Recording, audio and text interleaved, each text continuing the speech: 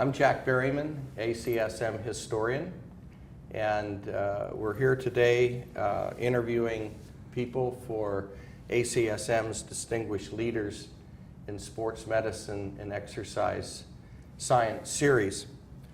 So I'd like to welcome Brad Nindl now. Brad Nindl. Brad, yes. Brad, yeah. to talk with us a little bit today. Brad, if you could start out maybe where you grew up, where you went to high school, were you interested in sports like everyone else I talked to today, and then we'll go to college. Right. So I appreciate the opportunity to be interviewed. Thank you very much. I grew up in upstate New York, a small town called Gouverneur, New York, which is in St. Lawrence County, 2 hours north of Syracuse. And my father was a physical education teacher, coach, so I grew up at a very young age having a very a broad exposure to sports. Some of my most fondest memories were going to my father's practices. He coached at a small school, Edwards Knox Memorial School in upstate New York, and he coached soccer, basketball, and baseball. And then in addition, he was very instrumental in developing youth sports programs in the town I lived in. So I grew up as all the Little League stuff. Absolutely, basically. yes. Yeah, baseball, Little League, soccer, basketball. Yeah. Neat. Yeah, I grew up, wanting to be the best athlete I could be. Yeah, I know the feeling. It didn't work for me. Yeah. And so you went to high school there? Yeah, I went to Gouverneur High School up until my sophomore year, and then I actually went to a prep school in New England, Phillips Exeter Academy. Oh, it's a great school. Yes, and I graduated there in 1985. I did a lot of research on Exeter, Andover, when I was a grad student. We can talk about later, but that's a great school. Did you play any sports there? I did. I played 3 years of varsity basketball at Exeter. That was my main sport, my main passion, and then after Exeter I went to Clarkson University in upstate New York as an engineering school, Division I hockey school, but I was a biology major there, and I played basketball there. Okay. So it was my junior year as a biology major when I took an exercise physiology class that was taught by the athletic trainer. And the book at the time was the textbook by Jack Wilmore. And up until that point, I had no idea what exercise physiology was. But that's what really turned me on to the science of exercise. And shortly thereafter, with some research, I came across the American College of Sports Medicine. So I believe I would have been a member of ACSM probably, right 89, 90 time frame. So you were still an undergrad then? That's correct. A lot of undergrads don't do that. Right. So. And then you got your degree in biology then? Or yes. Yeah, my degree was in biology, and I thought that I wanted to pursue coaching, actually. So that drew me to Springfield College in Springfield, Massachusetts. And of course, being a basketball fan, the birthplace of basketball. And then as I learned more about ACSM and Springfield, of course, the connection there, the Peter Karpovich and Josephine Rathbone. Springfield is a very special place to study exercise science. Did you do a master's degree there? Or yes, my master's degree was in physiology of exercise, is what the degree is at Springfield College. Okay. And of course, did you work with anyone in particular there that? Yeah, well, my first year, Jackie Poole was my advisor, and she had been the former senior physiologist at the Olympic Training Center. Yes, I remember her name. And my advisor for my thesis ended up being Matt Mahar, who's now East Carolina University. So my master's thesis was looking at anaerobic performance differences between male and female high school athletes using the Wingate test. I tested both upper body and lower body. That must have been pretty exciting for you, doing research and working with these people that there was some tradition there, I guess, with Karpovich and so forth. And did you go to any ACSM, like regional New England meetings or anything at the time? Or national meetings? I sure did. So my first exposure to an ACSM meeting was at the regional New England ACSM meeting. Now, it was really interesting. One of the classes I took at Springfield was comparative physiology. And each year, what they would do is they would take the class down for a visit at the Natick Labs at the U.S. Army Research Institute of Environmental Medicine. Yes, At that same time is when Arium was advertising for research assistants with people with degrees in exercise science or biomechanics. So I first met Camp Pandolf Andy Young, Mike Yeah, Salka, I know all those and guys. they convinced me to enlist in the Army for 4 years and come to work at USAREUM as a research assistant. Could you pick a place? I mean, when you enlisted? You I mean, could you say, this is what I want to do? Back then you could, not so much today, but Okay. they had a program called the Civilian Acquired Skills Program, so the fact that I had an advanced degree, I could join the Army and pinpoint my assignment. Very nice. And so Dr. Kent Pandoff was very instrumental in helping soldiers at the time enlisting get pinpoint assignment to USAREUM. And that was after your master's at Springfield? That's correct. So Yeah, I finished my coursework in 1991 and I enlisted Okay. the Army.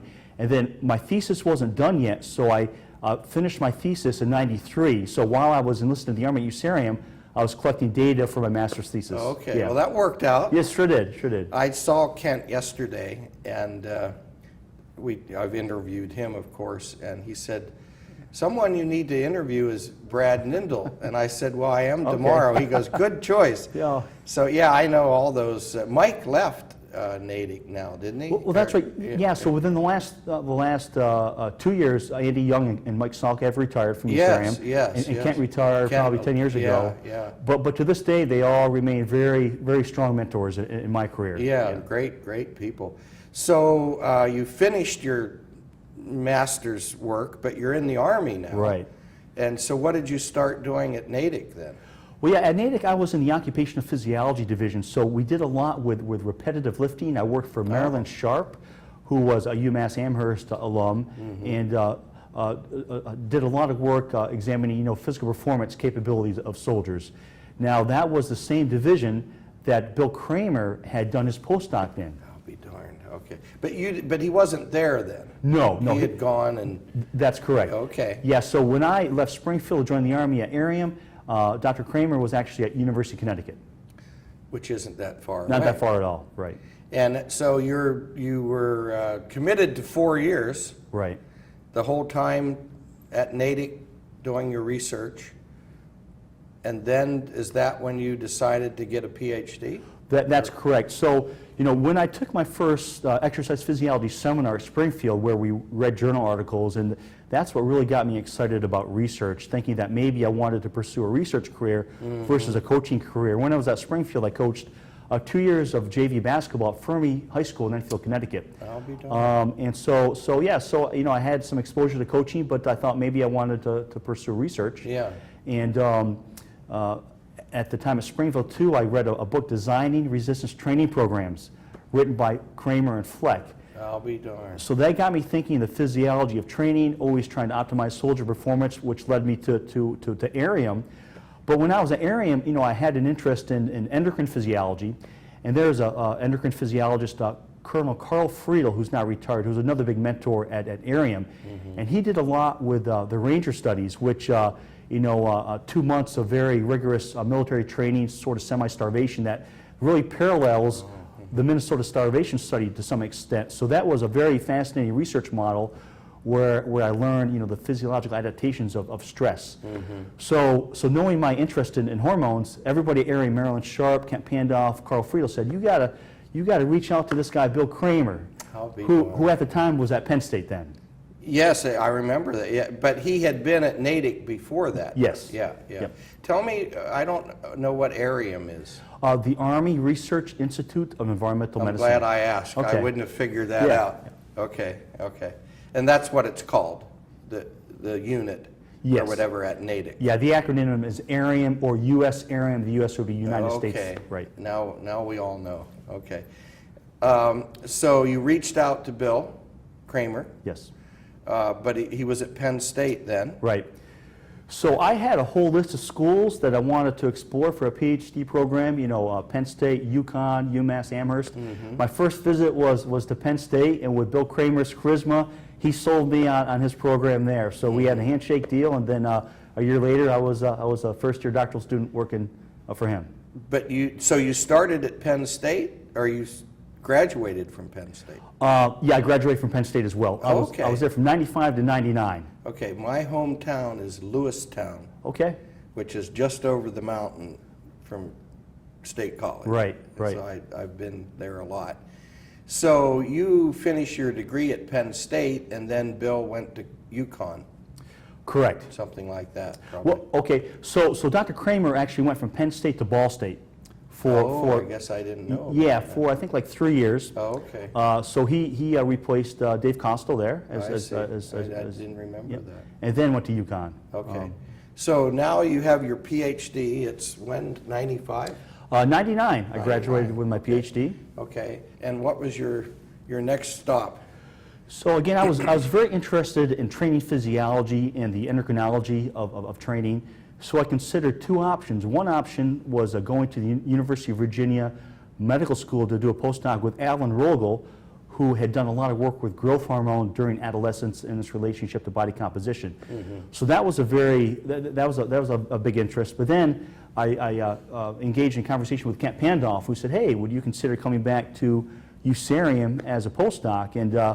And my wife was from Massachusetts, and the fact that the military would pay about twice the salary of a traditional NIH postdoc, I decided to go back to the Army. Sounds like a no-brainer. Yeah. And how long did you stay again? Yeah. So I was at USARIUM as a commissioned officer from 99 to 2002, and then I got hired as a civilian, and I worked there as a research physiologist from 2002 to 2011. Did you have to re-enlist again when you went back? I did, yeah. I was commissioned as an officer this time. I see. Right. Okay. And did you work with Larry Kenny at all at Penn State? I did not work with Larry Kenny. I was in some of his classes. Yeah. So yeah, at the time, the Penn State faculty just historically so strong. Larry Kenny was there. Peter Farrell was there. I can remember, having conversations with Dr. Buskirk, who was still around at that point in time. Wow, lucky you. Yeah, he was a great guy. Yeah, great guy, mentor. You left Natick again. I forgot the year. 09? 2011, I left Arium, right, and I went to something called the U.S. Army War College, which is the senior service college for the military, so high-level colonels and civilians go there. I got a master's degree in strategic studies, actually. Wow. Where is that? That's in Carlisle, Pennsylvania. I know it. Well, I went there for my physical. Okay. For the Army. Next time you go there, Jack, they have There's something called, go ahead. The Army Heritage Education Center. You would love it. I've heard of it. Okay. It wasn't there when I went there, I don't think. But now, there's something. Is it there? I remember growing up around there. Something called the Proving Grounds, or right. What is that? Okay, so that's where I work now, the Aberdeen Proving Grounds, Maryland, which is where the Army Public Health Command is. I've been working there for the past 3 years as a science advisor to the commanding general. So the Public Health Command is a worldwide organization, emphasizing preventive medicine and public health for the military. Wow, what a neat. I guess I heard of it because I lived in near College Park, Maryland, for a while, and I remember either driving by it or hearing about it or something. Your career has been very military related, hasn't it? That's correct, right. I grew up in high school and college aspiring to be, to use science to benefit, athletic understanding of performance, and this went into military performance. And I think it gives you still that outlet, I guess, where you're still doing something that's going to be very applicable. Right. It may not be athletics, but it's military preparedness and endurance and all that. Right. So I really believe that USARIUM or Public Health Command, we're really using science to help bolster the national security of the United States by making sure that we have a healthy and ready and resilient fighting force. Yeah. And Jim was telling me that you have a new job or about to go to a new job. I wasn't clear what. That's correct. So starting 1 August, I will be a professor and director of the Neuromuscular Research Laboratory, Warrior Human Performance Research Center at the University of Pittsburgh. Oh, nice. So yeah, I miss research a great deal. So it's an opportunity to get back into research, focusing on military performance. Is that funded by the military, or is it just that by name as part of the University of Pittsburgh system, or Right. how's that set up? Yeah, they've received a lot of funding over the last 10 years from the Department of Defense. Okay, okay. Now, will you get to have grad students in your program and things like that, or Yes. Because you're going in as a professorial rank. Correct, right? yes. Yeah. Right. Okay. Yes, yeah, there's a graduate program there. It's in the Department of Sports Medicine and Nutrition Oh, in the School of Health and Rehabilitation Science. So the Ph.D. there is in rehabilitation science. You know, the school has a physical therapy department, occupational therapy department, and this is a Department of Sports Medicine and Nutrition, and we do have both master's and Ph.D. degrees. Oh, nice. So have you had those other situations, you probably didn't have the opportunity to have students of your own, or did you? Well, yeah, good question. So at Arium, you know, we always had, you know, research interns. And then, Okay. you know, Dr. Kramer, you know, I had a close affiliation with the University of Connecticut. I was an adjunct professor there and was on some dissertation committees. Okay. Well, that helped. That yeah, was nice. yeah.